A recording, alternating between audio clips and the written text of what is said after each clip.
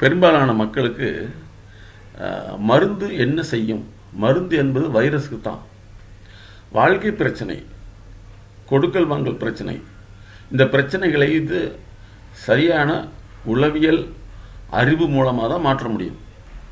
நல்லா படிக்கிறதுக்கு மருந்து இருக்குதா, அதிகமான மார்க் வாங்குறதுக்கு மருந்து இருக்கா, மேக்ஸ் வர்றதுக்கு மருந்து இருக்கா, அதே மாதிரி மியூசிக்கலை ஈஸியாக கற்றுக்கிறதுக்கு மருந்து இருக்குதா, இப்படின்னு மருந்துக்கும் வைரஸுக்கும் உள்ள தொடர்பு, வாழ்க்கைக்கும் திறனுக்கும் உள்ள தொடர்பு, வாழ்க்கைக்கும் திறன் சார்ந்த அறிவுக்கும் உள்ள தொடர்பு, இவற்றை எவ்வாறு பகுத்து பிரித்து பார்ப்பது என்பது இன்றளவும் புரியவில்லை என்பதுதான் மிகப்பெரிய ஆச்சரியமான ஆனால் உண்மை. நிறைய பேர் என்ன கேட்குறாங்கன்னா, ஒருத்தர் காதலிச்சிட்டு இருக்காங்க, அதாவது தன்னுடைய மகனோ அல்லது மகளோ காதலிச்சிட்டு இருக்காங்க, அந்த காதலை மாத்தறதுக்கு மருந்து இருக்கான்னு கேட்குறாங்க. இன்னும் ஒரு சிலர் வியாபாரம் சரியாக போகாமல் இருக்குது, கஸ்டமர்லாம் வர்றதுக்கு மருந்து இருக்கான்னு கேட்குறாங்க. இது படித்தவர்கள் படிக்காதவர்கள் என்ற வித்தியாசமே இல்லை. பெரும்பாலானவர்கள் ஏதாவது ஒரு செயலை செய்தால் அது தனக்கு வேண்டிய விளைவை உருவாக்குமான்னு நினைக்கிறாங்க. வாழ்க்கை வேறு, வைரஸ் வேறு. வாழ்க்கைங்கிறது திறன் அடிப்படையில் நம்ம வாழ்க்கையை அமைத்து கொள்ள முடியும். ஆனால் வாழ்க்கை பிரச்சனைகளை உளவியல் ரீதியில், செயல்முறையில், ஆலோசனையில், வழிகாட்டத்தின் மூலமாக, செயல் திருத்தத்தின் மூலமாக தான் மாற்ற முடியும். ஒருத்தர் திருடிட்டே இருக்காரு, அந்த திருட்டுத்தன்மையை மாற்ற முடியுமா? இதே மாதிரி தான் கேட்குறாங்க. அதனால் பொதுமக்களுக்கு இந்த உளவியல் சார்ந்த அறிவு சார்ந்த வாழ்க்கை என்பது புதிதாக இருக்கிறது. திருடனை மாத்தறதுக்கு மருந்து இருக்கா? திருடனை மாத்தறதுக்கு மருந்து இருக்கா? இல்லை. சரி, அப்படி ஒரு மருந்து இருந்தால் என்ன செய்வாங்க? எல்லா மாமியாரும் மருமகளுக்கு மருந்து கொடுத்துருவாங்க இல்லையா? கல்யாணம் பண்ணுறதுக்கு முன்னாடியே மருமக யாருக்கு மருந்து கொடுக்கும்? மாமியாருக்கு மருந்து கொடுக்கும். மருந்துங்கிறது வைரஸுக்கு தான். மருந்து வைரஸுக்கு தான். வாழ்க்கைக்கு மருந்து இருந்தா பயப்படுறான் திருடன், அவன் 2 மருந்து சாப்பிட்டு போட பயப்படாம போய் திருடலாம்ல. சரியா? அதாவது மருந்துங்கிறது வைரஸுக்கு தான். வைரஸ் வந்துருச்சுன்னா அதுக்கு வேற வழியே கிடையாது. இப்போ காலையில் மேடத்தை ஒருத்தர் பார்த்துருக்காங்க. பார்த்துட்டு அவங்க உங்ககிட்ட திடீர்னு ஒரு லேடி வீட்டுக்குள்ள வரட்டா, வீட்டுக்குள்ள வந்துட்டா என்ன செய்ய முடியும்? காலையில் இவங்க ஒர்க் பண்ணிட்டு இருக்காங்க, வெளியில இருந்து வீட்டுக்குள்ள வரேங்கிறாங்க. என்ன தாக்கு வரும்? அன்வான்டட் யாருனே பார்த்தது இல்லை, தெரிஞ்சவங்கன்னா ஆன்லைன் ரிசீவ் பண்ணுவேன். அப்போ இந்த சிச்சுவேஷன்ல தான் சார் சொல்லுவாங்க. அவங்க யாருன்னா காலேஜுடைய டீன், மருமக முதற்கொண்டு. ஆனா 15 வருஷம் மருந்து எடுத்துட்டு இருக்காங்க. மனசை மாத்திரக்கு மருந்து இருந்ததுன்னா உலகத்துல ஒண்ணுமே தேவையில்லையே இல்லையா? அதனால நீங்க முதல்ல தெரிஞ்சுக்க வேண்டியது, உங்க வைரஸ் இருந்ததுன்னா அந்த வைரஸை கொல்றதுக்கு இன்னொரு கெமிக்கலை போடணும். அது ரத்தத்தோடு கரையும். உங்க மனசை மாத்திரக்கு உலகத்துல மருந்து மட்டும் இருந்தா கற்பனை பண்ணி பாருங்க. எல்லா மனிதர்களுமே மருந்துவே சாப்பிட்டு திறனை உருவாக்குவாங்க. நிறைய பேர் எங்ககிட்டே வந்திருக்காங்க, சரி என் பையன் ஏஆர் ரகுமான் மாதிரி மாறணும்னு நினைக்கிறான், அதுக்கு ஏதாவது மருந்து கொடுத்தா மியூசிக் வருமானு கேட்குறாங்க. ஸோ திறன் வேறு, வைரஸ் வேறுங்கிற விஷயம் இன்னும் மக்களுக்கு புரிவதில்லை. இது எஜுகேஷன் இல்லாதவங்க 2 பேர்த்துக்கு இது பொருந்தும். ஏன்னா எங்கிட்ட வர்றவங்கெல்லாம் யாருமே நேரடியாக வந்ததே கிடையாது. உங்களை மாதிரி 10 வருஷம் 20 வருஷம் இருந்துக்கிட்டு தான் சிஏ படிக்கிறவங்க, சார்ட்டர்ட் அக்கௌண்டன்ட், தொழிலதிபர்கள், இவர்கள் மாதிரி உள்ளவங்க தான் தன்னுடைய வளர்ச்சிக்கு என்ன செய்ய வேண்டும் அப்படிங்கிறத யூகிச்சு, இதுக்கு யார் ஸ்பெஷலிஸ்ட், நம்மளுடைய திறனை உருவாக்குவதற்கு, மென்டாரிங் பண்ணுறதுக்கு, திறனை பற்றாக்குறையை கண்டறிந்து மாற்றுறதுக்கு யார் அப்படின்னு கேள்விப்பட்டு தேடி வருவாங்க. மற்றவர்களுக்கெல்லாம் யாரும் தன்னுடைய வாழ்க்கையை உயர்த்தி கொள்ள வேண்டும் அப்படிங்கிறத அடுத்தவங்க என்ன சொல்கிறாங்களோ, எப்படி செய்கிறாங்களோ அதை பார்த்து ஃபாலோ பண்ணணும்னு நினைப்பாங்க. அப்போ அதனால தான் நாங்கள் சொல்கிறோம், முதல் தர மக்கள் மட்டும்தான் தன்னை வளர்த்துப்பதற்கு, தன்னை உயர்த்தி கொள்வதற்கு வாழ்வியல் அறிவியல் சார்ந்த செயல் ஆலோசனை பெறுவார்கள். பெரும்பாலும் பலர் நான் நல்லாத்தான் இருக்கேன், எனக்கு வேண்டியதில்லை அப்படின்னு சொல்கிறாங்கன்னா தன்னுடைய வளர்ச்சியை வேண்டியதில்லைன்னு சொல்கிறாங்க. இவர்களை நம்ம கணக்கு எடுத்துக்க வேண்டிய அவசியமே இல்லை. சொந்தமாக வரவே மாட்டாங்க. ஏன் அப்படின்னா இந்த உலகம் வளர்ச்சிக்கு எந்த ட்ரீட்மெண்ட் கொடுக்கவே கொடுக்காது. வளர்ச்சிக்கு வழிகாட்டல் இல்லை அப்படிங்கிறதான் இவங்க தெரிஞ்சு வச்சுருக்காங்க. உலகம் அப்படிலாம் யாருமே வளர முடியாதுன்னு நினச்சிக்கிறாங்க. ஆனால் கற்றல் சார்ந்த பிரச்சனைகள், பிஸ்னஸ் டெவலப்மெண்ட்டுக்கு எவ்வளவு மெத்தடாலஜி, எவ்வளவு கன்சல்டன்சி சர்வீசஸ் இருக்குங்கிறது சாதாரண மக்களுக்கு தெரிவதில்லை. சொன்னாலும் அந்த காலத்துலையும் அப்படி இல்லை அப்படின்னு தான் சொல்கிறாங்களே தவிர நவீனத்துக்கு வர தெரியவில்லை. இது அவர்களுடைய பிரச்சனை அல்லது தவறு என்பதை புரிந்து கொள்ள வேண்டும் இல்லையா? இப்போ நாங்கள் எதில் கொடுக்குறோம்னா எஜுகேஷனல், அப்புறம் எக்கனாமி பொருளாதார சூழல், அதுக்கடுத்து வந்து உளவியல் ஆரோக்கியம், அதுக்கடுத்து வந்து சோஷியல். இந்த 4 விஷயம் சேர்ந்து உங்கள் ஒரு மனுஷன். இந்த 4ல் படிப்பு வரலைங்கிற எந்த மருந்து கொடுப்பீங்க? கொடுக்க முடியாது. ஒய்ஃபு சத்தம் போட்டாங்க அல்லது ஹஸ்பண்ட் சத்தம் போட்டாங்க, அவங்களுக்கு என்ன மருந்து கொடுப்பீங்க? சரி, போலீஸ்காரர் அடிக்கிறார், போலீஸ்காரர் அடிக்கிறான்னு சொல்லி போட்டு அவன் மருந்து சாப்பிட்டா தைரியமாக இருக்கலாம்ல. ஸோ அதனால் நீங்கள் தெரிஞ்சுக்க வேண்டியது வந்து உலகத்தில் மனசை மாற்றுறதுக்கு மருந்தே கிடையாது. முதல்ல மனசுன்னா என்னன்னு தெரிஞ்சுக்கணும். நீங்கள் மனசுங்கிறது வந்து நீங்கள் ஐம்புலன்களின் மூலமாக எந்த செய்தி உங்களுக்கு போச்சோ அதுதான் உள்ளுக்குள்ளே இயக்கிட்டு இருக்கும். சரியா? 2வது, இந்த மனோதத்துவங்கிறது ஏழைகளுக்கு அல்ல, பணக்காரங்களுக்கு தான். ஏன்னா பணக்காரன் தான் பிஸ்னஸ் லாஸ் ஆகிட்டா உடனே டாக்டர் பார்ப்பான், பிஸ்னஸில் டெவலப் ஆகிறதுக்கு டாக்டர் பார்ப்பான், சோஷியலை டெவலப் பண்ணுறதுக்கு டாக்டர் பார்ப்பான். சாதாரண மக்கள் மருந்துல தான் போவாங்க. அதனால என்னன்னு சொன்னால் மனசுங்கிறது வந்து உங்கள் குடும்ப வாழ்க்கையில் நீங்கள் பிறந்ததுலேருந்து இது வரைக்கும் என்ன நடந்ததோ அதெல்லாம் ரெக்கார்ட் ஆகியிருக்கும். அந்த ரெக்கார்டு வந்து உங்களை மறக்க முடியாமல் அதை தூண்டிக்கிட்டே இருக்கும். சரிங்களா? அந்த தூண்டல் வந்து என்ன செய்யும்னா உங்கள் உடம்பை வந்து அதோட இயக்க நிலையை மாற்றி விட்டுரும். அந்த இயக்க நிலையை மாற்றிச்சுன்னா என்ன ஆகும்னா, ஒன்று எதுலையுமே ஆர்வம் இல்லாமல் இருக்கும், இன்னொன்று எதுலையுமே ஓவரா ஆங்ஸைட்டின்னு போட்டிருப்பாங்க, படபடப்பு வந்துக்கிட்டே இருக்கும். அதாகுமா, இதாகுமா, இப்படி ஆகுமா, அப்படி ஆகுமா. அப்போ நாங்கள் என்ன செய்யறோம்னா உங்களுடைய ஒவ்வொரு எண்ணங்கள், சிந்தனைகள் இதை கண்டுபிடிச்சு அதை பேலன்ஸ் பண்ணுறதுக்கு வந்து நாங்கள் கொடுக்குற இன்ஸ்ட்ரக்ஷனை ஃபாலோ பண்ணணும். சரிங்களா? அதனால தான் எங்கிட்ட வரக்கூடிய அந்த நிறைய ஸ்கூல்ஸ்க்கு நாங்கள் கன்சல்டண்டாக இருக்கோம். வேலை செய்கிற இடத்துல வந்து டெல்லியில் வேலை செய்கிற இடத்துல வந்து ஒரு பெரிய அங்கே வேலை செய்ய முடியாமல் மெஷினை ஆப்ரேட் பண்ணுறதுல தப்பு பண்ணிட்டார். மெஷினை ஆப்ரேட் பண்ணிச்சுன்னா 4000 கோடி ரூபா அவுட்டு. அப்போ அந்த சமயத்தில் லாஸ்ட் மூமெண்ட்டில் அந்த ஃபேக்ட்ரியில் இருக்கிற டாப் ஆஃபீஷியல் குடிச்சிட்டு இவர் வந்து அனுப்பிச்சிட்டாங்க. இவங்க என்ன செய்கிறாங்க, கொண்டு போய் ஒரு 5 வருஷம் 6 வருஷம் ட்ரீட்மெண்ட் வச்சு அதுக்கப்புறம் யாரோ ஒரு எங்கள் வீடியோ பார்த்து சொல்லி எங்ககிட்ட வர்றாங்க. வந்த வினாடி தான் நாங்கள் 3 மாதத்துக்கு முன்னாடி தான் கண்டுபிடிச்சோம் அவன் படிப்பில் நம்பர் 1, ஆனால் வேலை செய்ய தெரியாது. இதில் பிரச்சனை. நாங்கள் அவங்களுக்கு சொன்னது வந்து அவருடைய பிரச்சனை எப்படி இருந்ததுன்னா, அந்த ஸ்டூடெண்ட் சொல்கிறாப்புல எனக்கு 2 வயசுலேருந்து பிரச்சனைங்கிறார், 2 வயசுலேருந்து பிரச்சனைங்கிறார். அப்பாட்ட கேட்டால் ஆமாங்கிறார். 2 வயசுல என்ன பிரச்சனை? யாராவது அழகாக இருந்தால் தான் பிடிக்குமா? அவங்க செலக்ட் பண்ணுற ஸ்கூல்லே வந்து பார்த்தீங்கன்னா பிரின்ஸிபால்லேருந்து ஸ்டாஃப் வரைக்கும் அழகாக இருந்தால் தான் செலக்ட் பண்ணுவாங்களாம். ஆனால் இப்போ வந்து பல பிரச்சனைகளை நாங்கள் பார்க்கல. இது நிறைய பெற்றோர்கள் இது சின்ன பிரச்சனை தான் விட்டுறாங்க. அது ஒரு 37 வயசு அந்த மாதிரி ஏஜ் ஆகையில் தான் அது மிகப்பெரிய வாழ்வியல் சிக்கலாக மாறிக்குது. பலருக்கு இன்னும் புரிவதில்லை. ஏன்னா யாருமே இந்த விஷயத்தை வெளியே சொல்ல மாட்டாங்க. அதாவது மனசு அறிவின் பதிவு, அறிவே மனம்னு சொல்கிறோம். நம்ம அறிவு தான் நம்ம மனசு இயக்கும். அறிவு நம்மளுக்கு எப்படி வந்துச்சுன்னா, நம்ம பிறந்ததுலேருந்து பார்த்தது, கேட்டது, கெட்டது, நடந்தது, இதெல்லாம் தான் அறிவு பதிவு.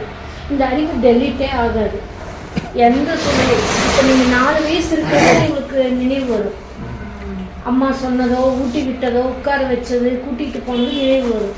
1 வயசு இருக்கிறது கூட நினைவுக்கு வரும். நாங்கள் 1.5 வயசு குழந்தை பார்க்குறோம், ஒரு கார் பார்க்குது, காரை பார்த்துட்டு இது இவங்களோட காருன்னு சொல்லுது. எந்த கார், அந்த சைஸில் இருக்கிற கார் எதை பார்த்தாலும் இது அவங்களோட காருன்னு சொல்லிடு. அப்போ இதுதான் அறிவு பதிவு. இந்த அறிவு தான் நம்மளை இயக்கும். எப்படின்னா பார்த்தது, கேட்டது, கெட்டது வச்சு அதுக்கு நம்ம பார்த்தது, கேட்டது, கெட்டது வந்து இதுக்கு இதுதான் அர்த்தம்னு ஃபிக்ஸ் பண்ணிக்கும். இது 4-5 ஒன்று சேர்றப்போ ஒரு டிஸ்டர்பன்ஸ் கொடுக்கும். என்னது? ஹெல்த்துக்கு ரிலேட்டட். ஒன்று தலைவலி, இல்லை தூக்கம் இல்லை, இல்லை உடம்பு சோர்வு, இந்த மாதிரி ஏதோ ஒன்று கொடுத்து நம்ம என்ன பண்ணுவோம், அதுக்கு போவோம் மருந்துக்கு. தலைவலிக்குது, அடிக்கடி தலைவலின்னு மருந்து போவோம். ஆனால் அது அப்போதைக்கு கேட்கும், திரும்ப அந்த நினைவு வரும், திரும்ப இன்னொன்று கூட கன்வெர்ட் ஆகிக்கும், டெலிட் ஆகும். ஒன்று இன்னொன்று கூட சேர்ந்து, ஒன்று இன்னொன்று கூட சேர்ந்து. இந்த ஒன்றுவட்ட கவலை தான் மனப்பதட்டம், மனபயம், மன சோர்வு, சங்கடம். என்னன்னே தெரியாது ஒரு சங்கடம் இருக்கும். எதையோ இழந்த மாதிரியே இருப்போம், சாப்பிட தோணாது, எல்லாமே இருக்கும், சாப்பிட்லான்னு தோணும், சாப்பிட தோணாது.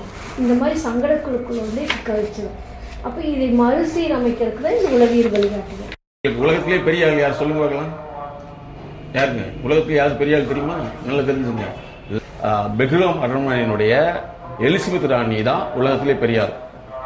அவங்க அம்மா வந்து அந்த அவருடைய பேரன் யாருன்னா மைக்கேல், அவருடைய அம்மா யாருன்னா டயானா, தெரியுமில்ல? டயானா இறந்ததுல, டயானா இறக்குறப்ப 12 வயசு அவருக்கு.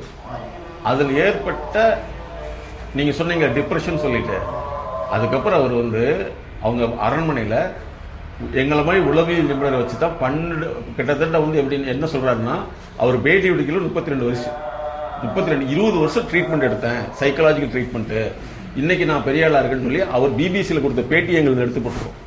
உளவுத்துறை யாருக்குன்னா அரசனுக்கு, உளவியல் ஆரோக்கியம்னா அரசனுக்கு. அப்ப ஏன் சாதாரண மக்கள்னா, சாதாரண மக்கள் வந்து எதை சொன்னாலும் கேட்டுக்க மாட்டான். அந்த காலத்துல பாத்தீங்கன்னா நம்ம நாடகங்கள்லையும் கூட பார்த்துருப்போம், ஒரு அரசபை கூடுது, அரசர் வந்து உட்கார்றாருன்னா ஆலோசனை ஒருத்தர்கிட்ட கேட்பாரு. அதான் உளவியல் சார்ந்தது. இப்ப நான் உங்ககிட்ட கேட்கிறேன், இப்ப அம்மாவை மறக்க முடியல அப்படின்னு அப்படியே அம்மாவை மறக்க முடியாதனால மனசு கஷ்டமா இருக்குன்னு ஒரு மருந்து சாப்பிட்றோன்னு வச்சுங்களேன். இப்ப அடுத்த ஒன்று கேள்வி கேட்கிறேன், அப்ப யாரோ ஒருத்தர் நினைக்கிறதுக்கு ஒரு மருந்து கொடுக்கலாம்ல?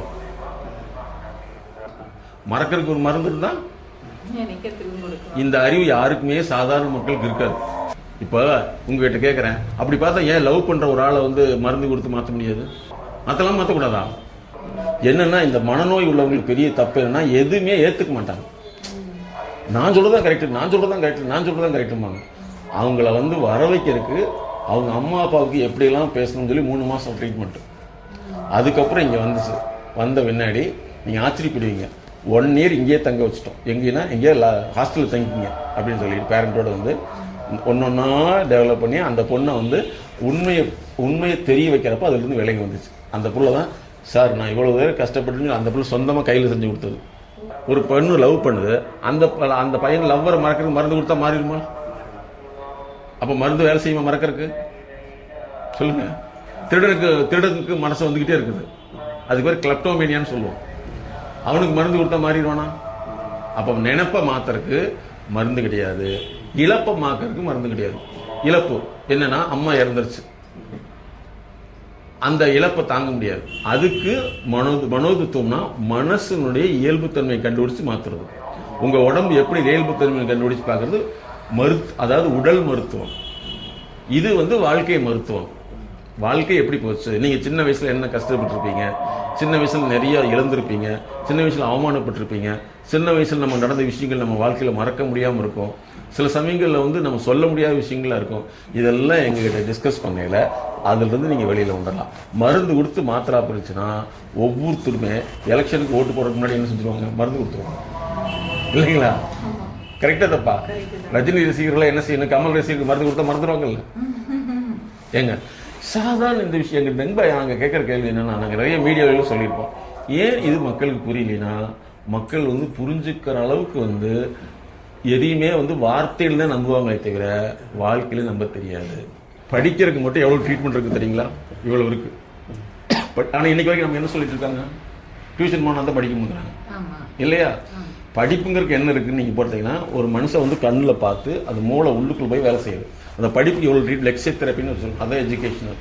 உங்கள் வாழ்க்கையில் வரக்கூடிய பிரச்சனைகள் சார்ந்த நோய்க்கு வெல்னஸ்ன்னு வச்சுருக்கோம். அது என்னென்ன பிரச்சனை?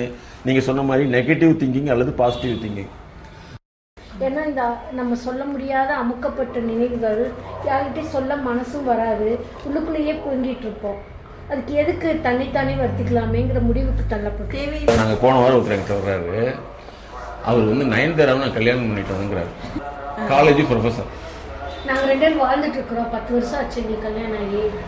இப்போ வந்து அவர் போய் செகண்ட் மேரேஜ் பண்ணிட்டாங்க. ஒரு அவர்ஸ் நைட்டாது என்னை விட்டுட்டு மேரேஜ் பண்ணிட்டா, அது எப்படி தப்பு தானே சார்? நாங்கள் வாழ்ந்துட்டு இருக்கிறோம்ல, என்ன செய்வீங்க நீங்க? அவங்க அப்பா அம்மாவோட ஹை பொசிஷன்ல இருக்கவங்க எப்படின்னா, ஏன்னா இவங்களுக்கு வயசு இப்போதான் 28 29, சமந்தா வயசு 30. ஆனா எங்களுக்கு கல்யாணமாயி 7-8 வருஷம் ஆச்சுன்றாரு. அவங்க கூட தான் வாழ்ந்துட்டு இருக்கிறேங்கிறாரு. அப்ப இந்த மாதிரி திங்கிங் எல்லாம் வரும். இந்த மாதிரி தாட் எப்படி சொன்னா, ஒன்று ஏற்கனவே நம்ம ஒருத்தரோட வாழ்ற மாதிரி தோணும், இல்லை நம்ம சார்ந்தவர்கள் யாரோ ஒருத்தர் இருக்கிற மாதிரி தோணும். இதெல்லாம் தோணும். இதெல்லாம் வந்து இது இந்த உள்ள வரக்கூடிய சிந்தனையை தான் நாங்கள் கிளியர் பண்ணுவோம். அதுக்கு தான் நீங்கள் எங்கள் கூட அட்டாச்மெண்ட்டில் இருக்கணும். நீங்கள் எதுவுமே எங்கிட்ட மறைக்க வேண்டியதே இல்லை. ஒரு நாளைக்கு வந்து 60,000 தாட்ஸ் ஒரு மனுஷனுக்கு வருதுங்க. அந்த 60,000 தாட்ஸை வந்து ஸ்ட்ராக் பண்ணி கண்டுபிடிச்சு மாத்திரம் தான் எங்கள் வேலை. நாங்கள் உங்களுக்கு அட்வைஸ் பண்ணுறதெல்லாம் ஆறுதல் பண்ணுறது கிடையாது. ஏன்னா அட்வைஸ் பண்ணி ஆறுதல் பண்ண ஆரம்பிச்சுன்னா அது பணக்காரன் தான் அட்வைஸ் வச்சுருப்போம். எல்லா தொழிலதிபரும் நாங்களும் அட்வைஸராக இருக்குது நிறைய கம்பெனிகளுக்கு. அதுக்கு டெவலப் பண்ணுறது சரிங்களா. ஆல்வேஸ் ரொம்ப காமாக இருக்கிறது, அப்புறம் அமைதி இல்லாமல் இருக்கிறது, அப்புறம் பிரச்சனையான ஒரு விஷயத்தை பற்றி யோசிச்சுட்டே இருக்கிறது, மனசை இப்படி இங்கிட்டு மாறிட்டே இருக்கும். ஒன்று நல்லதாக மாறும், கெட்டதாக மாறும், கோபம் வரும், வெறுப்புத்தன்மை வரும், அதுக்கடுத்து சுயமாக அழுக தோணும். சில சமயம் பஸ்ஸில் வரும்போது அழுவீங்க, அது செல்ஃப் கிரை. அப்போ தனிமையாக நமக்கு ஒன்றுமே வேண்டாம், நான் பேசாமல் இருந்துக்கோ போ அப்படின்னு தோணும். அதுக்கடுத்து என்ன தெரியுமா, மேரிட்டல் லைஃப் ப்ராப்ளம், திருமண வாழ்க்கையில் பிரச்சனை இருக்குது, திருமணம் சரியில்லை, நான் நினச்ச மாதிரி நடக்கலை, ஜாதகத்தில் அது கோளாறு இது தோளாறு, கடவுள் குற்றம் சாமி குற்றம் இப்படியெல்லாம் ஓடும். அதுக்கடுத்து பார்த்தீங்கன்னா ஃபேமிலி கம்யூனிகேஷன், குடும்பத்தில் தொடர்பு, ரிலேஷன்ஷிப் ப்ராப்ளம். எத்தனை நீங்கள் சொல்லியிருக்கீங்க ரிலேஷன்ஷிப்னா எனக்கு நான் யார்கிட்ட இருந்திருக்கலாம், அல்லது எங்கள் வீட்டில் உள்ளவங்க யாராவது இருந்திருக்கலாம், இப்படி ஒரு தப்பாக தோணும். அதுக்கடுத்து பார்த்தீங்கன்னா உள்ளுக்குள்ளே வந்து அடக்க முடியாத ஒரு விஷயம் ஓடிக்கிட்டே இருக்கும். அதுக்கடுத்து ஒன்றா பெரிய ரிஸ்க் எடுக்கணும்னு தோணும், இல்லைனா எதுவுமே வேணான்னு தோணும். இதெல்லாம் க்யூர் பண்ணுறது தான் நாங்கள் வெல்னஸ் தெரப்பின்னு வச்சுருக்கோம். இது குழந்தைகளுக்கு தனியாக வச்சுருக்கோம். குழந்தைகளுக்கு எழுத முடியாது, அதுக்கடுத்து வந்து பேச தெரியாது, அப்புறம் மனப்பாடம் பண்ண தெரியாது, பென்சில் பிடிக்குது, இந்த மாதிரி நிறைய கொள்ள. அதே மாதிரி ஒன்று சொன்னால் புரிஞ்சிக்க முடியாது. இதுக்கு தனியாக குழந்தைகளுக்கு தனியாக பண்ணிட்டு இருக்கோம். இது பார்த்தீங்கன்னா பெரிய பெரிய கம்பெனியோட சிஇஓன்னு சொல்கிறாங்கல்ல, அவங்களுக்கு தனி ப்ரோக்ராம்ஸ். ரிசிலன்ஸ்னா ஒரு இழப்பிலிருந்து உங்களை மீண்டு கொண்டு வர ட்ரீட்மெண்ட். 1909 தான் மனுஷனுக்கு அறிவு இருக்குன்னு சயின்டிஃபிக்காக கண்டுபிடிச்சது. 1909 அது கண்டுபிடிச்சு மனுஷன் சொன்னால் கேட்க மாட்டேங்கிறானே அப்படின்னு சொல்லிட்டு அவங்க என்ன பண்ணுறாங்க, தொடர்ந்து கண்டினியூ பண்ணி இதை இரும்பு கொடுத்தா என்ன செய்யணும்னு யோசிக்கிறாங்க. அப்போ 1950 கண்டுபிடிக்கிறாங்க, சரி மெஷினுக்கு இந்த அறிவு கொடுக்கலான்னு சொல்லிட்டு. இப்போ நீங்கள் சொல்கிறீங்களா ஆர்டிஃபிஷியல் இன்டெலிஜென்ஸு, அது எப்போ கண்டுபிடிச்சிருமோ 1950 கண்டுபிடிச்சு 56 எக்ஸிக்யூஷனுக்கு வருது. ஆனால் நமக்கு எப்போ தெரியுது, 50 வருஷம் அதை கண்டுபிடிச்சு அதை யூஸ் பண்ணிட்டு இருக்காங்க. அது யூஸ் பண்ண பின்னாடி ஒரு அதில் வந்து நாங்கள் என்ன கண்டுபிடிச்சோம்னா, ஒரு மனிதனுக்கு செயற்கை நுண்ணறிவு இருக்குன்னா இயற்கை நுண்ணறிவு எப்படி கொண்டு வரணும் கண்டுபிடிச்சோம். நாங்கள் இது ஸ்டூடெண்ட் லெவலில் பண்ணிட்டு இருக்கோம். பாருங்கள் எக்ஸாமுக்குலாம் வரும், எக்ஸாமில் மறந்துடுறான், அவனுக்கு மருந்து கொடுத்தா மறக்காமல் பண்ணிடலாம் இல்லை. அப்போ மருந்து இருந்துச்சுன்னா வேலை செய்யுமா? ஓகே. உங்களுக்கு அதே மாதிரி பார்த்தீங்கன்னா இந்த உங்களுடைய 3 வகையில் பிரச்சனை ஏற்படும். ஒன்று பர்சனல் லைஃப், இன்னொன்று வந்து நீங்கள் ஃபினான்ஷியல் லைஃப், இன்னொன்று வந்து ஃபேமிலி லைஃப், இன்னொன்று வந்து ஃப்ரெண்ட்ஷிப் லைஃப். 4 வகையில் பிரச்சனை ஏற்பட்டுனா உங்களுக்கு பாதிப்பு ஏற்படுத்தும். சரியா? இதை நாங்கள் ஒன்று ஒன்றா ஒரு இது வந்து ஒன்று தனித்தனியாக வச்சுருக்கோம். குழந்தைகளுக்கு எழுத முடியாது கொண்டு எவ்வளோ பிரச்சனை இருக்குங்கய்யா. Cross motor planning, bilateral, cross middle, இது மட்டும் ஒரு குழந்தை எழுதலிங்கிறதுக்கு 25 வகையான பிரச்சனை இருக்குது. இதை தான் நாங்கள் கண்டுபிடிச்சி மாத்திரம். 1 மார்க் கேள்வி இருக்குல்ல. அதே மாதிரி பார்த்தீங்கன்னா படிக்கிறது சம்மந்தப்பட்டது. அப்புறம் உங்களுடைய அறிவு எப்படி வேலை செய்யணும் இத்தனை வகையில் கண்டுபிடிக்கிறோம். நீங்கள் இங்கே சொல்கிறது வேற விஷயம். நான் ஒரு புக் எழுதியிருக்கேன், நாங்கள் எழுதியிருக்கோம் சொல்வதும் சொல்லாது.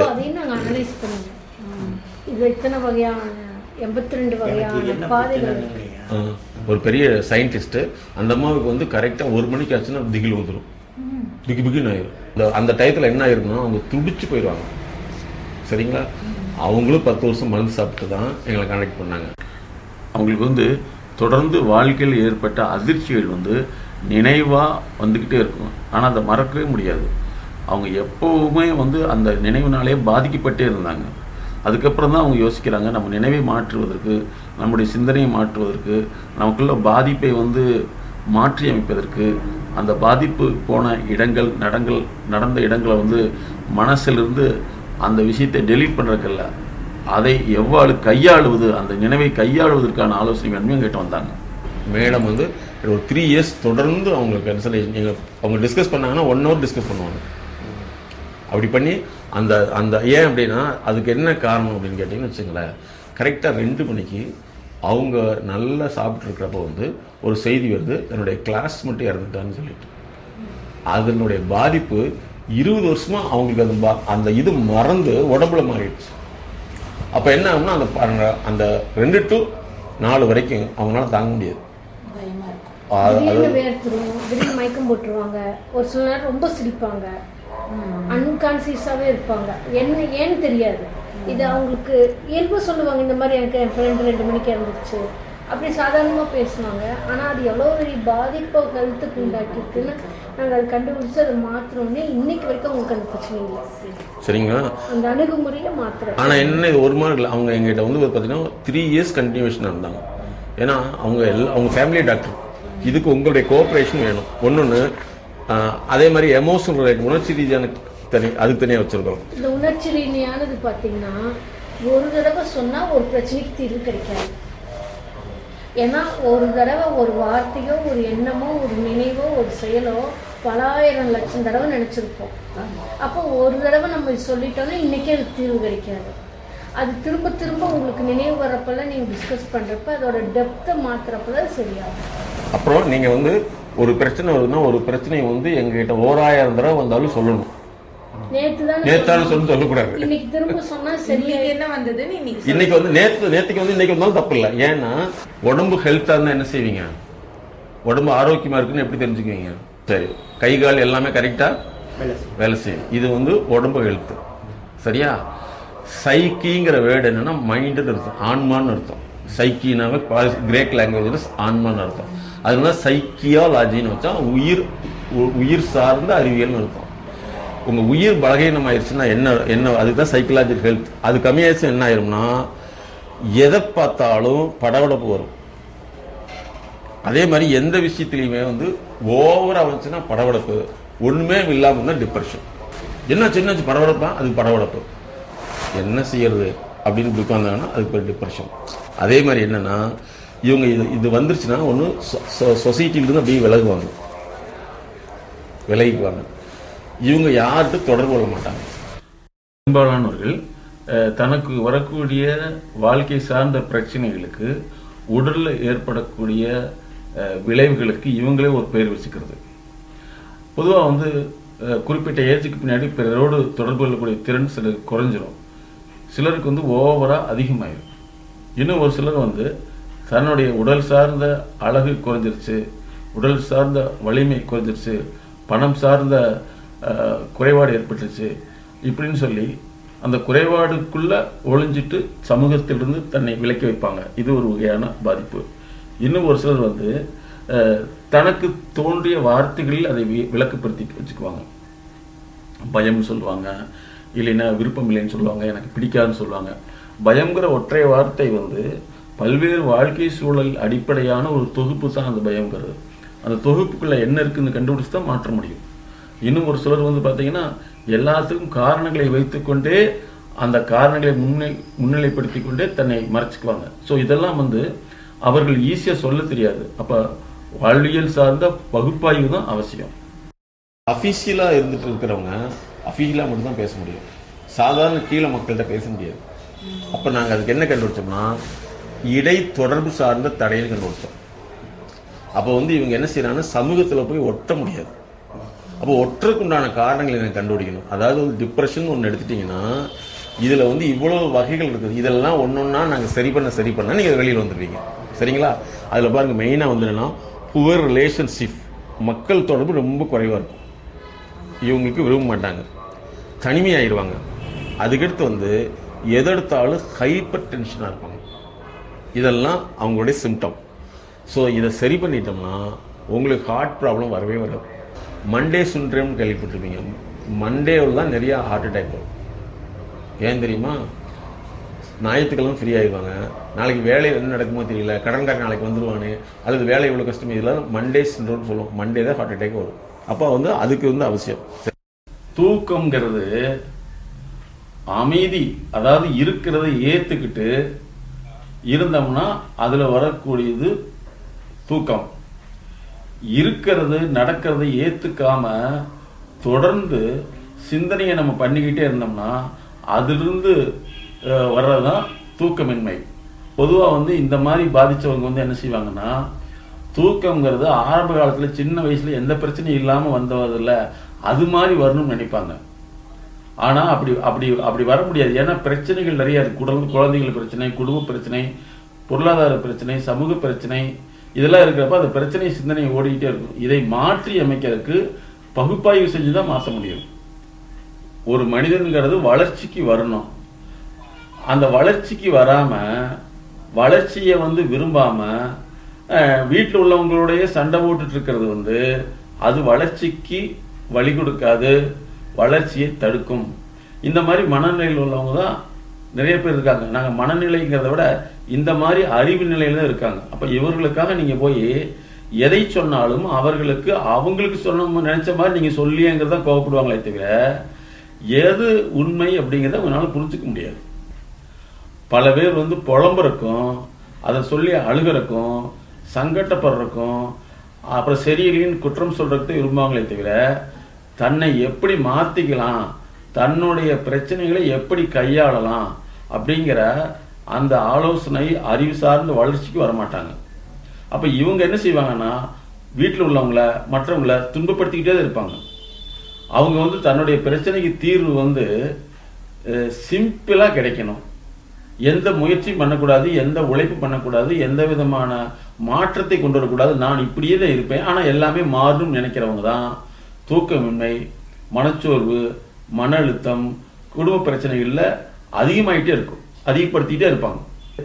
எப்பவுமே தன்னுடைய வளர்ச்சிக்கு வராதவங்க வந்து அவங்க ஏதாவது ஒரு முரண்பாடு சொல்லிட்டே இருப்பாங்க. தன்னுடைய விஷயம் வெளியே தெரியக்கூடாதுன்னு பிரச்சனைகளை மாட்டிக்குவாங்க. சைக்கலாஜிக்கல் ஹெல்த்துங்கிறது இது. இப்போ உங்களுக்கு இருக்கிறது சைக்கலாஜிக்கல் ஹெல்த் குறைஞ்சது.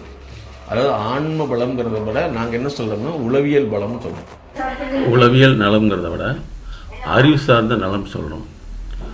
அறிவு இன்னும் சொல்ல போனா மனிதர்களை சமாளிப்பது, அதற்கேற்ப தகவமைத்துக் கொள்ளுதல், அவர்களுடைய எதிர்வினையை கையாளுதல், அதேபோல புதிய சூழலுக்காக தன்னை தயார் செய்தல், இது போன்ற அறிவுசார் அமைப்புகளை தான் நாங்கள் கண்டறிந்து மாற்றுகிறோம். இதை மாற்றுவது என்பது ஒரு கேள்வி பதில் மாதிரி கிடையாது. தொடர்ந்து உங்களோட பயணித்து தான் அதை மாற்ற முடியும். அதற்கான கால அளவு என்பது குறைந்த அளவு 3 மாதங்களிலிருந்து அவங்களுடைய தீவிரத்தன்மை ஒத்துழைப்பு பொறுத்து அது மாறுபடும். பிஹேவியர் ஹெல்த்னு ஒன்று இருக்கு. பிஹேவியர் ஹெல்த்னா எல்லா இடத்துலையும் போய் நம்மளால வந்து நிற்க முடியும், பேச முடியும். இது தனியாக இருக்கு.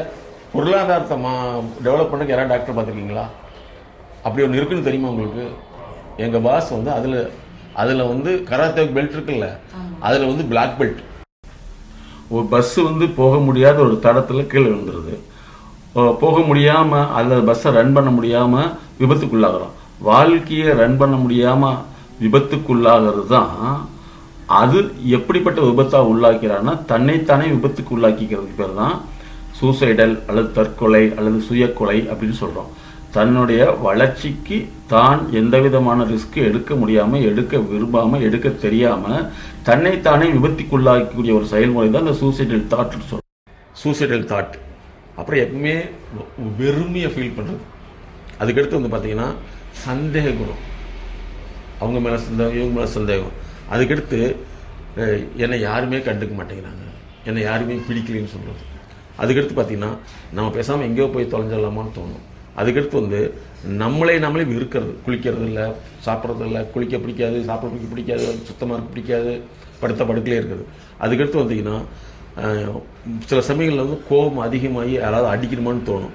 அப்புறம் வந்து நம்மளை நாமே வந்து அழகுபடுத்திக்கிறதுல குறைவாக இருக்கும். இதெல்லாம் இருக்குது. அதுக்கடுத்து வந்து குற்ற உணர்வு அதிகமாகிட்டே இருக்கும். இது ஒரு வகை. இன்னொரு வகை பார்த்தீங்கன்னா அடிக்கடி போர் அடிச்சிருவாங்க.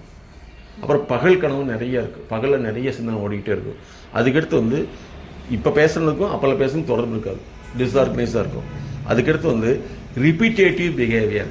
கையை கழுவாங்க, காலை கழுவாங்க, போய் உட்காருவாங்க, எந்திரிப்பாங்க இப்படி இருக்கும். அதுக்கடுத்து வந்து உள்ளுக்குள்ளே ஏதோ ஒரு சிந்தனை ஓடிக்கிட்டே இருக்கும், எதுலேயுமே கவனமாக இருக்க முடியாது. அதுக்கடுத்து நமக்குள்ளேயே வந்து நமக்கு ஒன்று செய்யணுங்கிறது வந்து சுய ஆர்வம் குறைவாக இருக்கும். அப்புறம் அடிக்கடி மறந்துடுறது, எதுலேயுமே வந்து ஆர்வம் இல்லாமல் இருக்கிறது, எக்ஸைட்மெண்ட், ஏதாவது ஒன்று ஆயிடுச்சுன்னா அப்படியா அப்படின்னு ஒரு எப்படி இருக்கும். சில வந்து சோர்வு. இதெல்லாம் என்னுடைய பிரச்சனை. இது என்ன கேட்டகரினா நடத்தை ரீதியில், உணர்ச்சி ரீதியில் தனியாக இருக்கும். இப்படி ஒவ்வொரு இடத்துலையுமே இருக்கும். அதே மாதிரி சில சமயங்களில் வந்து சின்ன வயசில் வந்து தெரிஞ்சோ தெரியாமலோ ஏதாவது ஒரு விஷயம் நமக்கு தப்பாக நடந்திருக்கும், அல்லது தப்பாக நடக்க வச்சுருப்பாங்க, அல்லது தப்பாக செய்யறதுக்கும் நான் சூழ்நிலை உருவாக்கி. இதெல்லாம் நம்ம எப்போ தோணும் தெரியுங்களா? எல்லாத்துக்குமே தோன்றது 50 வயசுக்கு மேலே தான். 50 வயசில் தோணக்கூடிய அத்தனை பேருக்கு இந்த பிரச்சனை இருக்கும். இது அவங்க அதை மறைக்கிறதுக்கு தான் நிறைய வழிகளில் போய் உட்காந்துக்குவாங்க. Emotional clinic. அது தனி எமோஷனல் என்னென்னா எப்பவுமே வந்து ஒரு வகையான அதை தவிர்க்கிற தோணிகிட்டே இருக்கும், எங்கேயுமே போகிறதுக்கு ஈடுபாடு இருக்காது, தவிர்த்துக்கிட்டே இருக்கும். அதுக்கடுத்து வந்து புதுசாக ஒன்று செய்யணும்னா தோணாது. எதுலையுமே வந்து ஆழமாக பார்க்க மாட்டாங்க. ஏதோ ஒன்று பேசுவாங்க, நீ இப்படி தான் பேசிப்பின்னு சொல்லிடுவாங்க. ஆழமாக அந்த அர்த்தத்தை புரிஞ்சுக்காம இவங்க ஒரு அர்த்தம் வச்சுக்குவாங்க. அதுக்கடுத்து வந்து எதுலையுமே தொடர்பு இல்லாமல் இருக்கும். சாப்பிடுனா சாப்பிட்டு என்ன செய்யுது, குளிச்சு என்ன செய்யுது, உட்காந்து என்ன செய்யுது, இன்னும் வாழ்ந்து என்ன செய்யுது, இப்படி ஒரு வாழ்க்கை எனக்கு தேவைதானா இப்படின்னு ஓடிக்கிட்டே இருக்கும். அதாவதுமா ஒரு பேச்சு அது உணர்ச்சி ரீதியானதா அல்லது வந்து உளவியல் ரீதியானதா அல்லது வந்து வாழ்க்கை ரீதியானதா உறவு ரீதியானதா தொடர்பு ரீதியானு நாங்கள் கண்டுபிடிக்கிறது எவ்வளோ நாளைக்கு தேவைப்படும். எதுலேயுமே வந்து நம்ம பாடி வந்து அதிகமாக உணர்ச்சி வசப்பட்டு உடம்பு கடகடன்னு ஆகிடும். ஒரு செய்தியை சொன்னோம்னா அந்த செய்திக்கு நேர தப்பான ஒரு அர்த்தத்தை புரிஞ்சுக்குவாங்க. எந்த விஷயமா இருந்தாலும் சரி அந்த காரணத்தை இவங்க ஒன்று வச்சுக்குவாங்க, அங்கே இருக்கிற காரணத்தை எடுக்க மாட்டாங்க. இதெல்லாம் வந்து உணர்ச்சி ரீதியானது. மேரேஜில் நிறைய இது தனியாக மேரேஜ் ஃபிட்னஸ் தனியாக வச்சுருக்கோம். நீங்கள் இந்த சமூக அமைப்பு இருக்கிறதுனால கல்யாணத்துக்கு முன்னாடி இந்த ப்ரீமேரிட்டல் ஃபிட்னஸ்னு வச்சுருக்கோம். இது ஒரு 3 மாதம் கொடுத்துட்டோம்னா அந்த பெண் டைவர்ஸே ஆகாது. இது தனியாக பண்ணிகிட்ருக்கோம். ஃபுட் அண்ட் ஃபீடிங்னு சொல்லி நிறைய பேர்த்துக்கு உடம்பு வர்றதுக்கு குறையிற காரணம் இதுதான். இதை மாத்திரம் வந்து கல்யாணமான பிள்ளைங்க யாருமே வீட்டில் வேலை செய்ய மாட்டேன்னு சொல்லி நிறைய டைவர்ஸ் ஆகிட்டு இருக்கு. அது ஹோம் மேனேஜ்மெண்ட் தனியாக வச்சுருக்காங்க மேடம், பெண்களுக்கு தனியாக. பிள்ளைங்களுக்கு செய்ய பிடிக்க மாட்டேங்குது, செய்ய தோண மாட்டேங்குது. இப்போ கல்யாணமாகி போயிட்டா ஹஸ்பண்ட் வீட்டில் என்ன அன்றாடம் ஒரு எதிர்பார்ப்பு, டீ போட்டு கொடுக்கணும், சமைக்கணும், நான் ஏன் சமைக்கணும், நான் ஏன் டீ போடணும், எனக்குலாம் தேவையில்லை அவசியமில்லை, இந்த குடும்பம் வேண்டாம் அப்படின்னு ஒரு 2வது நாளே விட்டுட்டு வந்துடுறாங்க. எனக்கு இந்த லைஃப் வேண்டாம் டைவர்ஸ் கேட்குறாங்க. அப்போ அந்த நுண் அறிவு இல்லைன்னா அந்த பெண்ணால் வேலை செய்ய முடியாது. காலைல எந்திரிக்க மாட்டாங்க, எந்திரிக்கவே முடியாது. இப்போ ரீசெண்டாக ஒரு கேஸ் எங்களுக்கு வர்றாங்க, மத்தியானம் 12 மணிக்கு தான் அந்த பொண்ணு எந்திரிக்கும்.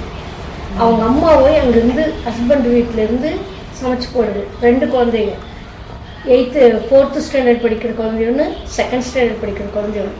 அப்போ இத்தனை வருஷமாக அந்த பெண்ணை எழுந்திரிக்கவே முடியலன்னு சொல்லி இவங்க அம்மா சப்போர்ட் பண்ணுது. எத்தனை நாளைக்கு பண்ணோம்?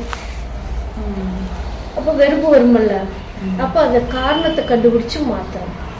இது அதே மாதிரி அவங்க வேலை செய்ய மாட்டாங்க. என்னன்னா பிள்ளையை பார்க்கணுமா, குட்டியை பார்க்கணுமா, குழந்தையை பார்க்கணுமா, ஹஸ்பண்டை பார்க்கணுமா அப்படின்னு இருப்பாங்க.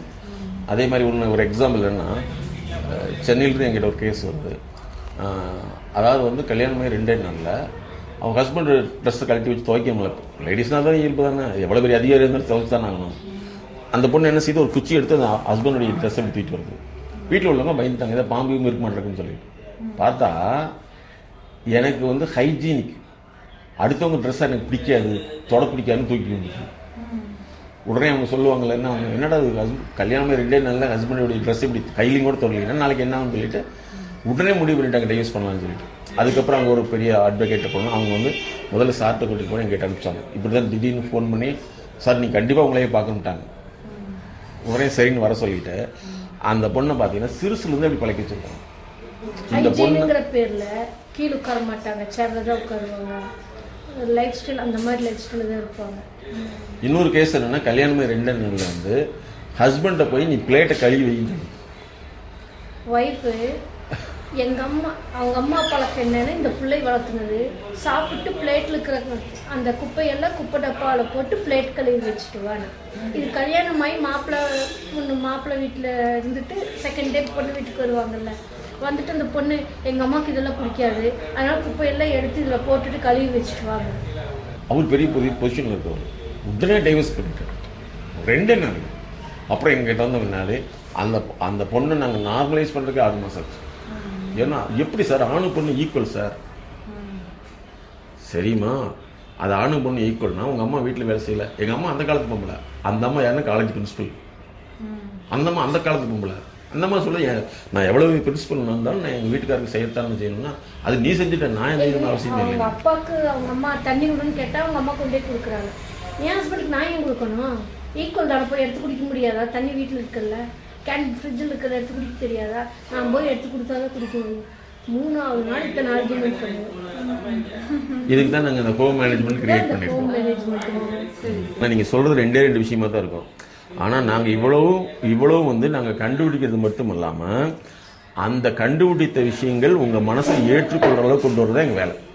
என்னன்னா இங்கே பாருங்க, ஆரம்பத்துலேருந்து உங்களுக்கு சின்ன வயசுல ஒவ்வொரு பிரச்சனைகள் உங்களுக்கே தெரியாமல் வந்துருக்கும். ஒன்று வந்து பார்த்தீங்கன்னா, ஆரம்பத்தில் வந்து நம்ம ரொம்ப டிலே பண்ணி ஒரு வேலையை செஞ்சுருக்கோம், இல்லைன்னா அவசரப்பட்டு வேலை செய்வோம். 2 எஸ்டிமெண்ட்டில் இருக்கும். அதுக்கடுத்து வந்து பார்த்தீங்கன்னா எதுலேயுமே வந்து ஆர்வம் இல்லாமல் இருக்கும் சின்ன வயசுலேருந்து. அதுக்கடுத்து வந்து ஞாபகப்படுத்தல சிரமமாக இருக்கும். இப்படி ஒவ்வொரு விஷயமே ஒன்று ஒன்றா உள்ளுக்குள்ளே இருக்கும். ஹைபர் ஃபிக்சேஷன்னா இவங்க ஒரு ஐடியா ஃபிக்ஸ் பண்ணி வச்சுக்குவாங்க, அதுதான் உண்மையுமாங்க, வேறு எதையுமே எடுத்துக்க மாட்டாங்க. Hyperfixation. அப்போ அதுக்குள்ளே போய் அவங்கள வந்து ரியாலிட்டி கொண்டு வரணும். இப்படி கொண்டு வரையில தான் நீங்கள் உலகத்தை புது ஆளாக பார்ப்பீங்க. உங்களுக்கு வயசு எவ்வளோ வச்சுக்கீங்க? 66. நீங்கள் கரெக்டாக நாங்கள் சொல்கிறத ஃபாலோ பண்ணிங்கன்னா நீங்கள் வந்து இந்த உலகத்தை புதுசாக பார்க்க ஆரம்பிச்சிருவீங்க. ஏன்னா நம்ம உடல் வந்து வயசாக ரத்தம் கெடுது, அதே மாதிரி அறிவும் கெட்டு போயிடும். அறிவு எப்படி கெடும்னா நம்ம கண்டது கேட்டது, மேடம் சொன்னாங்களே பார்த்தது கேட்டது இதெல்லாம் ஒன்று சேர்ந்து நமக்கு ஒரு குழப்பத்தை உண்டாக்கிடும். அப்போ ரத்தம் கெடுற மாதிரி அறிவு கெட்டு போயிடும். அறிவு தான் நாங்கள் வந்து அறிவுங்கிறது ஒன்றும் இல்லை, உன்னை செயல்படக்கூடிய ஒரு முறை தான் அறிவுன்னு சொல்கிறோம். அறிவுங்கிறது நம்ம யாரும் நினச்சிக்கிட்டு இல்லை, தகவல் வேறு அறிவு வேறு. அப்போ இதைத்தான் நாங்கள் மாற்றுறோம். படிப்பில் பிரச்சனை வருது அப்படிங்கிறது எப்போ தெரியுமா உங்களுக்கு? நீங்கள் உங்கள் வயசில் எப்போ தெரியும்? மனுஷன் சரியாக பையன் படிக்க மாட்டேங்கிறான், பொண்ணு படிக்க எப்போ தெரியும்? சரி, இது எப்போ கண்டுபிடிச்சு தெரியுமா? இங்கே பாருங்க, 1896 கண்டுபிடிச்சது. இது உலகம் சொல்லியிருக்கா இன்ன வரைக்கும்? இல்லவே இல்லை. படிக்கிறதுல பிரச்சனை இருக்குது, படிக்க முடியாத காரணங்கள் இருக்குதுன்னு 1896 கண்டுபிடிச்சிருக்காங்க. இப்போ 896. அப்போ அது கண்டுபிடிக்கிறதுக்கு முன்னாடி வந்து ஒரு 100 வருஷம் எடுத்துங்க. அது ரிலீஸ் பண்றது வந்து 1896. இப்போ இன்னைக்கு வரைக்கும் அந்த பிரச்சனை எப்படி மாறின்னு சொல்லிட்டு இன்னைக்கு வரைக்கும் கண்டுபிடிச்சிருக்காங்க 2009. மற்றபடி எங்க போனாலும் கவுன்சிலிங் கொடுத்து அனுப்பிச்சிடுவாங்க.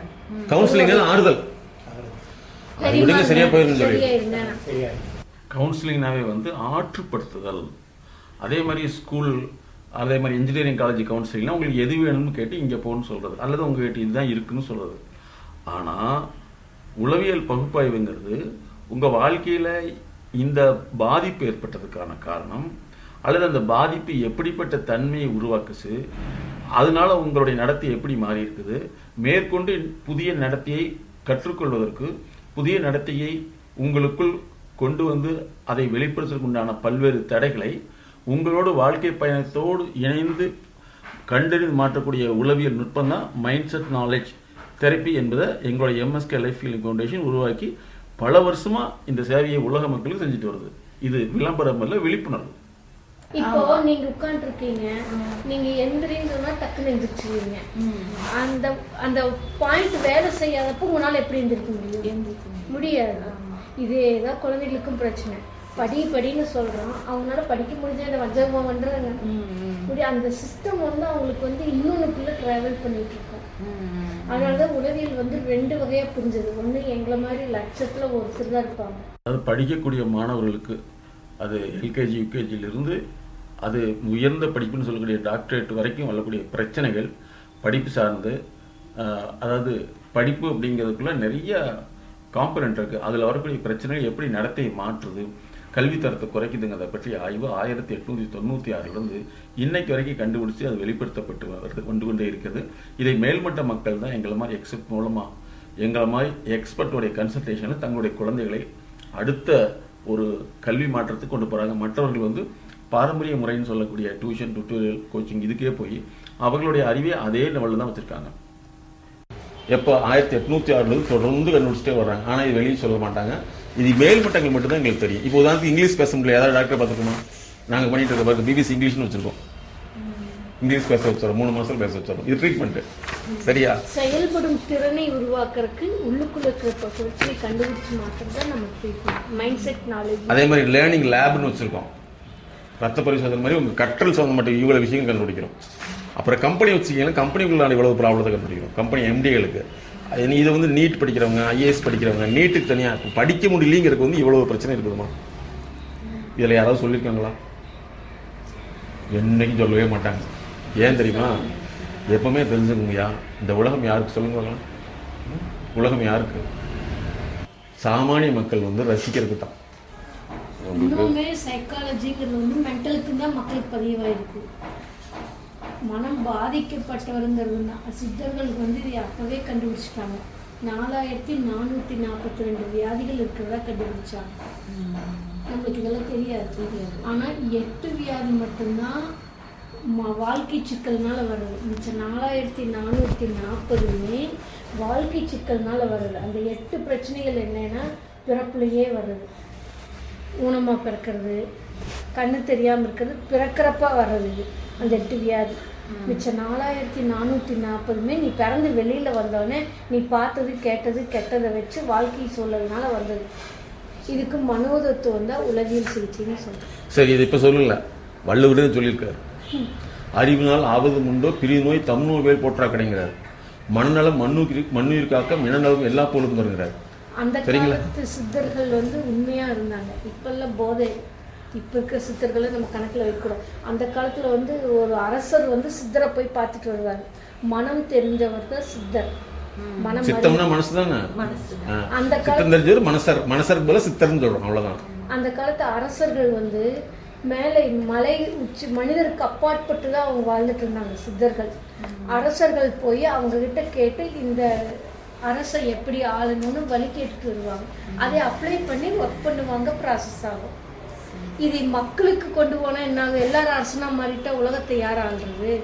இதை மக்களுக்கு கொண்டு போகக்கூடாதுன்னு அரச தந்திரங்கள் கொண்டு வந்தது தான் கடவுளுக்குன்னு ஒரு பயம், ஒரு பீதி, இந்த மாதிரி இன்னொரு கேரக்டருக்குள்ளே கொண்டே சிக்க வச்சிருவாங்க.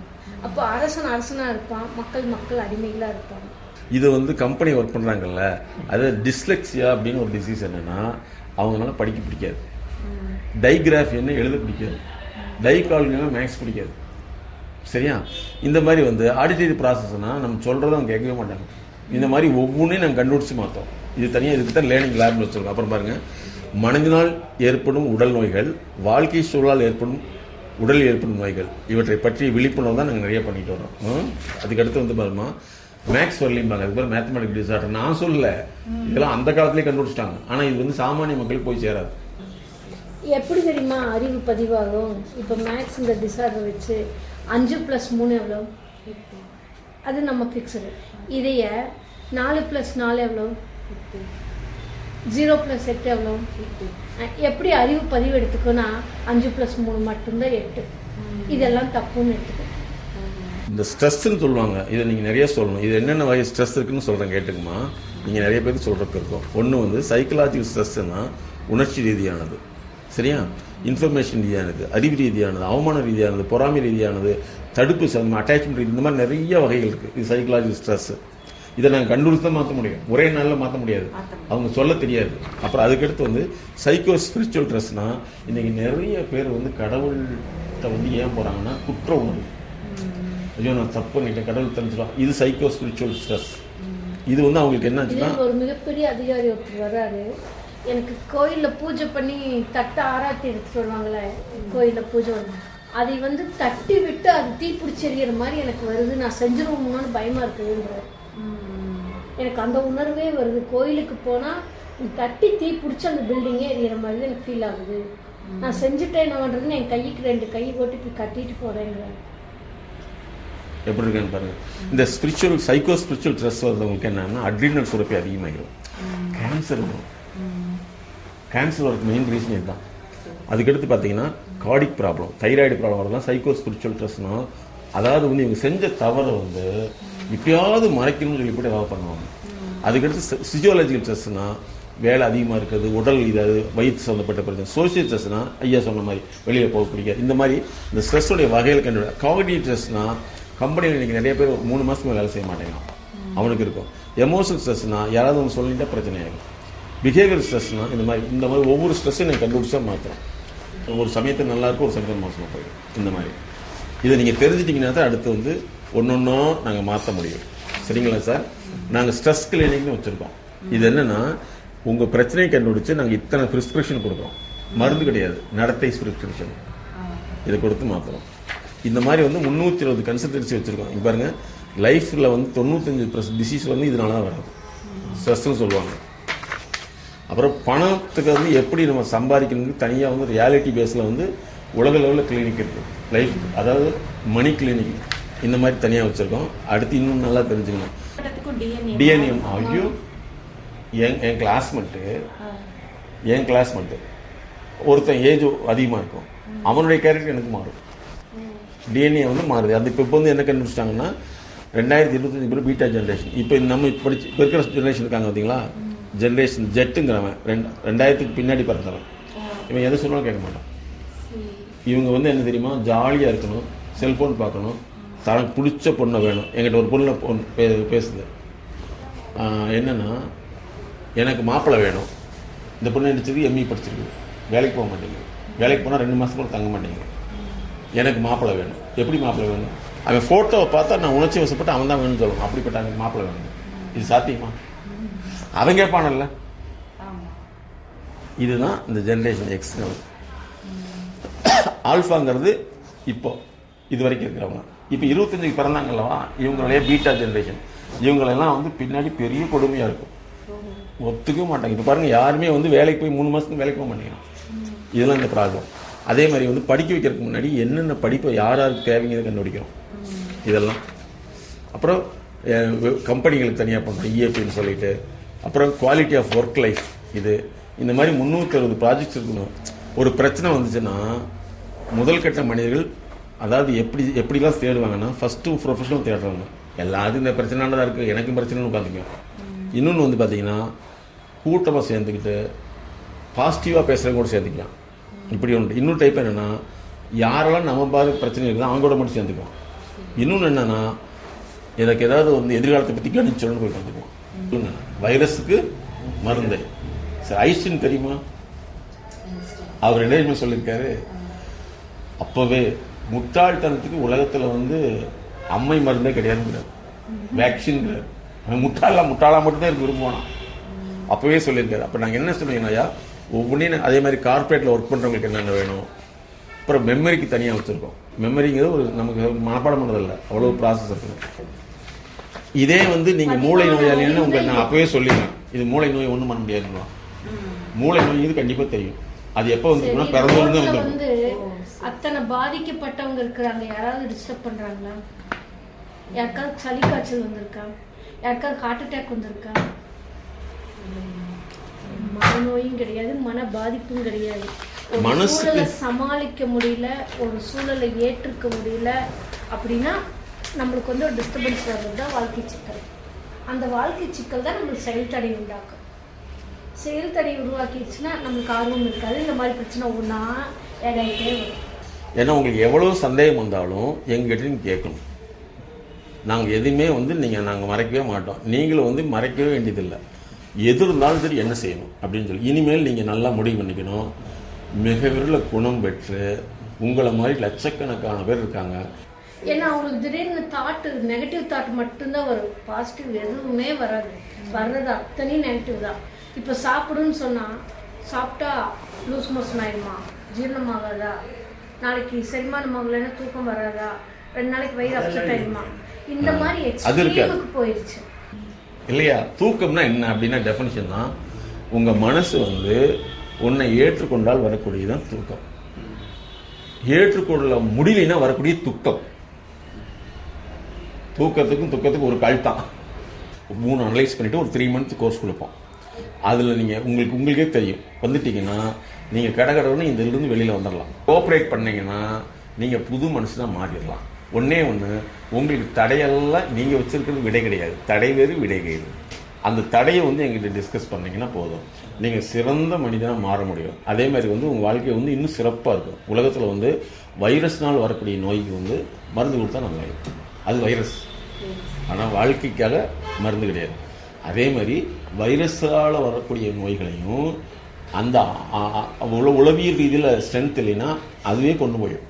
எக்ஸாம்பிள் சொல்கிறேன், எங்கள் நண்பர் கூட நாங்கள் ட்ராவல் பண்ணிகிட்டு இருந்தோம். அவர் வந்து கிட்டத்தட்ட என்ன ஒரு 20 வயசு ஜாஸ்தி. அவர் வந்து ஒரு விஷயம் சொன்னார். ஒரு பெண்ணுக்கு வந்து பிறப்புறுப்புல கேன்சர், சரிங்களா, எல்லா டாக்டரும் முடியாதுன்னு சொல்லிட்டாங்க. அப்போ எங்களை மாதிரி ஒரு ப்ரொஃபஷனல்கிட்ட போகிறார். போகணுன்னா அவர் தான் ஃபுல்லாக அனலைஸ் பண்ணி நான் சொல்கிற மாதிரி செய்யுங்கிறாரு. பார்த்தீங்கன்னா நல்லாயிருச்சு. மருந்துனால குணப்படுத்த முடியாது, மனோதத்தினால குணப்படுத்திடுச்சு. சரி, இப்போ சமீபத்தில் ஒரு மாநாடு நடந்தது உங்களுக்கு சென்னையில், யுனைடெட் எக்கனாமிக் ஃபோரம் மாநாடு. அவர் எவ்வளோ பெரிய எம்டினா, அவருக்கு சொந்தமாக அனல் மின் நிலையம் இருக்குது. எவ்வளோ பெரிய ஆள் யோசிச்சு பாருங்க. சரி, சென்னையில் வச்சுருக்காரு. ஆனால் இவருக்கு உலக லெவலில் ஃபேமஸ். அவ்வளோ பாரம்பரிய பணக்காரன்னு வச்சுங்களேன். ஆனால் வெளியே தெரியாது, எங்களுக்கே இப்போ தான் தெரியும்.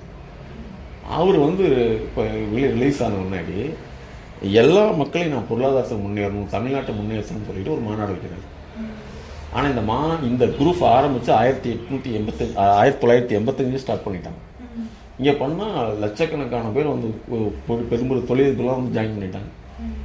அவர் என்ன கேட்குன்னா, இல்லை நாங்கள் போய் ஜெயிலில் போய் அங்கே போய் உட்காந்து புக்காக வாங்கி படிக்கல, அவங்க ஒரு உளவியல் நிபுணருடைய புக் படிச்சிருப்பார்.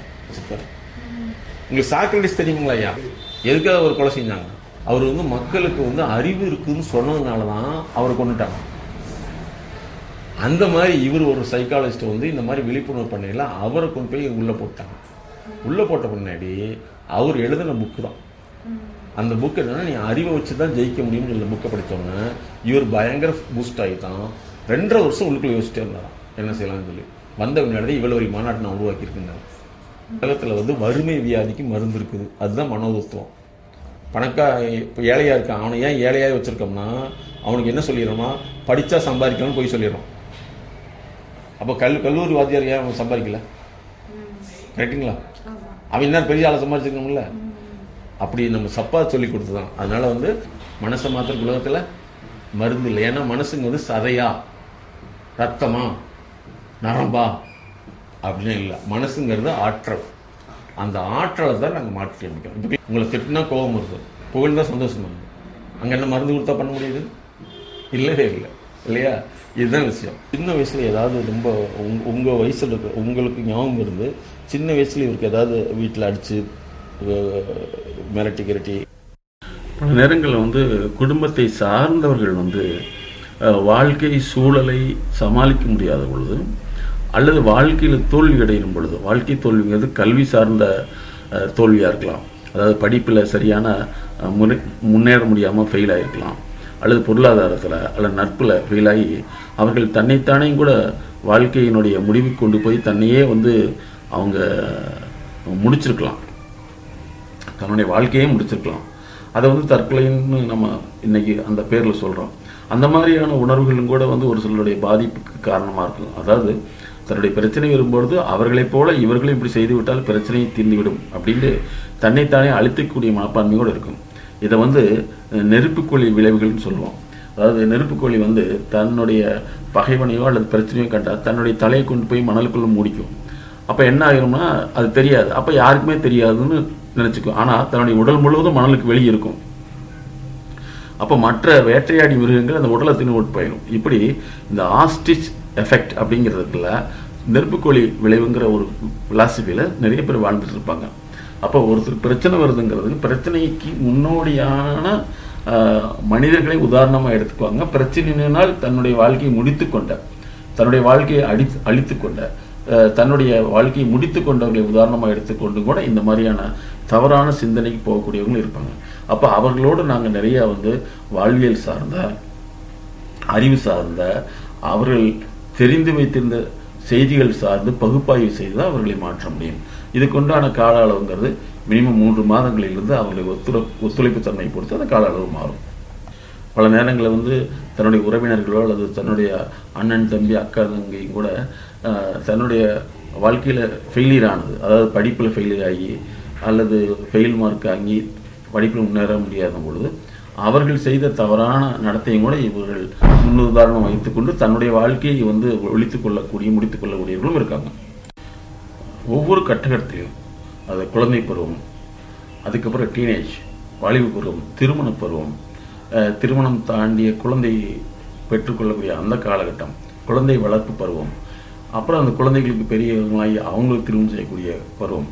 இந்த ஒவ்வொரு சூழலும் வந்து ஒவ்வொரு பிரச்சனைகள் அல்லது புதிய விஷயங்களை நாம் எதிர்நோக்கி உள்ளது. அதை எதிர்நோக்குவதில் உள்ள பிரச்சனைகள் தான் நமக்கு வந்து பாதிப்பாகவும் அது உடல்மையாகவும் மாறுகிறது. இதில் ஒரு முக்கியமான விஷயம் என்னென்னா, குடும்பத்தில் உள்ளவங்களோ உறவினர்களோ நெருங்கிய உறவினர்களோ நண்பர்களோ ஏதாவது ஒரு காரணங்களால தற்கொலை பண்ணியிருந்தாங்கன்னா இவர்களுக்கு அதே சிந்தனை வரும்.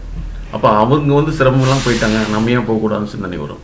இந்த தற்கொலை உணர்வுங்கிறது உடனடியாக வர்றது கிடையாது, யாரோ ஒருத்தர் ரோல் மாடலை பார்த்தா இங்கே வருது.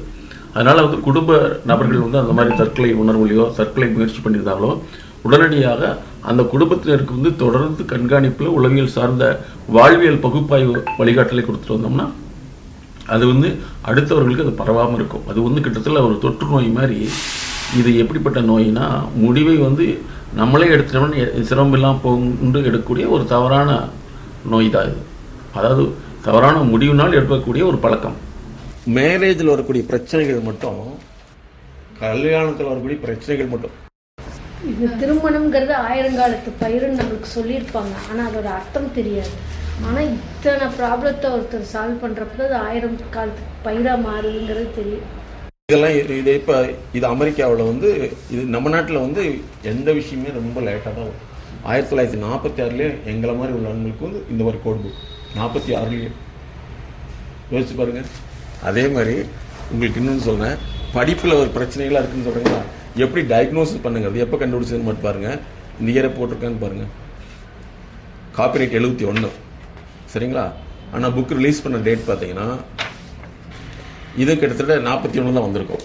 ஆனால் காப்பிரைட் வந்து 71 ரெஜிஸ்டர் பண்ணியிருக்காங்க. படிப்பில் வரக்கூடிய பிரச்சனைகள் கண்டுபிடிக்கிறது யோசிச்சு பாருங்கள். இப்போ எவ்வளோ டெக்னாலஜி, அதாவது மைண்ட் மாறிட்டு இருக்கு. நிறைய பேருக்கு இந்த மாதிரி விஷயங்கள் இருக்கிறது தெரியாதுங்கம்மா.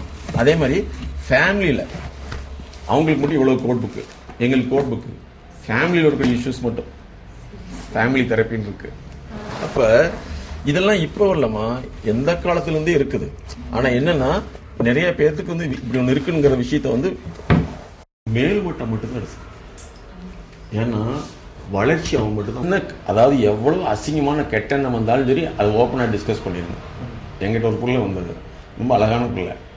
அது வந்துட்டு கையை இப்படி வச்சுக்கிட்டே உட்காந்துருந்தது. ஏன்னா அவங்க அப்பா சொல்றாரு, இந்த பிள்ளைக்கு ஒரு பிரச்சனை இருக்குது, சரி எந்த ஒரு நாள் இப்படி கையை நினைச்சிட்டு இப்படியே தான் உட்காந்துருக்கு, இப்படி அமுத்தி வச்சுட்டு. அது மற்றவங்க பார்வைக்கு எப்படி இருக்கும்? இப்படியே தான் சார் இந்த கேரக்டர் மாற்றிக்கவே மாட்டேங்கிறேன், எங்கே போனாலும் எனக்கு அவமானமாக இருக்குது, என்னமோ தப்பாக செய்கிற மாதிரியே இருக்குதுன்னா அப்புறம் தான் எங்ககிட்ட டிஸ்கஷன் கூட்டி 3 மாதத்துக்கு முன்னாடி தான் கண்டுபிடிச்சோம். இப்போ நல்லா வலுவலு சிவின்னு வச்சுங்களேன், அந்த பிள்ளைக்கு தோணும், மண்டையில் கொட்ட தோணும். அதாவது இப்படி தூக்கி யாரெல்லாம் சிவிக்கிறாங்களோ அவங்க மண்டையில் போய் கொட்டணும், அந்த கை நார்மல் ஆகும். அந்த பொண்ணுக்கு அப்படி தோணும். அது கொட்டி இருக்குது செஞ்சிடணும். அது லேடிஸாக இருந்தாலும் சரி ஜென்ஸாக இருந்தாலும் சரி, நேர் எடுக்காமல் சீவி இருந்தால் அவங்க கொட்டிடணும். இல்லைன்னா அது வரைக்கும் அந்த கை பரபரப்பரன்னு இருக்கும், கண்ட்ரோல் பண்ணவே முடியாது அவங்களால. இப்போ நல்லாயிட்டாங்க. என்னன்னா எங்கள் சேனல் இது பண்ணி கொடுப்பேன், அதே மாதிரி நிறைய கம்பெனிஸ்க்கு பண்ணி கொடுத்துருக்கோம். அதனால வளர்ச்சிக்கு தான் எங்கிட்ட வந்திருக்கீங்கய்யா. உங்களுக்கு நோய் கிடையாது, நோயே கிடையாது, வைரஸும் கிடையாது. உங்களுடைய வளர்ச்சி சார்ந்த விஷயம்தான். நீங்கள் வந்து சக்ஸஸ்ஃபுல்லாக வந்துடுவீங்க. அதாவது என்னென்னா நாங்கள் நினைக்கிறது வந்து இல்லைம்மா, எங்கேயோ இப்போ நான் வெளிநாட்டுக்கெலாம் போயிட்டு வந்ததுமா, எங்கள் சேனலை பார்த்துட்டு எங்களை கூப்பிட்டவங்க தான். ஃப்ளைட் டிக்கெட்டு எல்லாமே போட்டு கொடுத்து, எந்த நாட்டுக்கு நான் சொந்தமாக போனதே கிடையாது. எல்லாமே பார்த்துட்டு அது அவங்க எங்கிட்ட ஒரு மலேசியாவில் போயிட்டு என்னை காரில் ட்ராப் பண்ண சொல்கிறாங்க. நான் போகிற பின்னாடி வந்து உட்காந்துருக்கேன். சார் நான் என்ன சார், நான் உங்கள் ஸ்டூடெண்ட் அப்படின்னா அப்போ தான் தெரியுது. அதே மாதிரி இன்னொரு ஆக்சுவலாக ஒரு 38-39 வயசில் எங்கிட்ட வர்றாங்கம்மா ஒருத்தர். அவங்க வந்த பின்னாடி அது சரியான ஃபேமிலி ப்ராப்ளம். அந்த ப்ராப்ளத்தை வந்து நாங்கள் சால்வ் பண்ணிட்டோம். சால்வ் பண்ணி அந்த பொண்ணை வந்து ஹையர் ஸ்டடீஸ் படிக்க வச்சோம். ஸ்கூலில் காலேஜில் படிக்கிறது எல்லாமே வந்து பாடத்திட்டம் தானே தவிர வாழ்க்கை திட்டம் அல்ல. வாழ்க்கையில் உள்ள நிகழ்வுகளை யாரும் சிலபஸாக போட முடியாது, பாடத்திட்டமாக மாற்ற முடியாது. ஆனால் வரக்கூடிய பிரச்சனைகளை பகுப்பாய்வு செய்து அதை செயல் திட்டமாக மாற்றி வாழ்க்கை அப்படிங்கிறது கல்வி, பொருளாதாரம், சமூக நலம், உளவியல் அந்தஸ்து இவற்றில் ஏற்படும் குறைபாடு, முரண்பாடு இவைதான் வாழ்க்கையை பாதிக்கிறது. அது மன பாதிப்பாகவும் செயல் பாதிப்பாகவும் பின்பு உடல் நோயாகவும் மாறுகிறது. இதிலிருந்து விடுபட வாழ்வியல் பகுப்பாய்வு ஆலோசனை, வழிகாட்டல், செயல் திருத்தம், வாழ்க்கைக்கென்று முதல் கிளினிக் அதுதான் எங்களுடைய எம்எஸ்கே லைஃப் கிளினிக் ஃபவுண்டேஷன். அந்த உலகத்திலேயே முதலாக வாழ்க்கை தரத்தை மேம்படுத்துவதற்காக உருவாக்கப்பட்ட முதல் clinic MSK life clinic foundation.